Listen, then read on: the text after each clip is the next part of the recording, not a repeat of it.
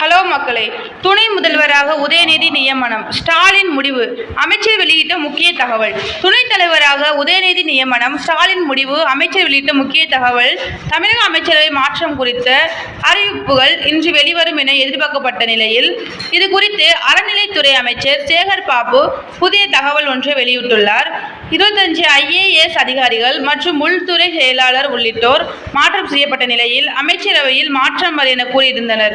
அதேபோல மத்தியில் திமுக அமைச்சர்கள் பலரை அமலாக்கத்துறை மற்றும் வருமானத்துறை குறிவைத்து இருப்பதாகவும், இதனால் அமைச்சரவையில் மாற்றம் கொண்டுவர ஸ்டாலின் முடிவெடுத்துள்ளதாகவும் தகவல்கள் வெளியானது. இதனுடன் துணை முதல்வராக உதயநிதி நியமிக்கப்பட வேண்டும் என்ற திட்டத்தையும் கையில் வைத்துள்ளதாகவும் கூறினர். உதயநிதி துணை முதல்வராக நியமனம் செய்யப்படுவார் என்ற வெளிப்பாட்டை பல அமைச்சர்கள் தங்களின் பேட்டியின் வாயிலாகவே தெரிவித்திருந்தனர்.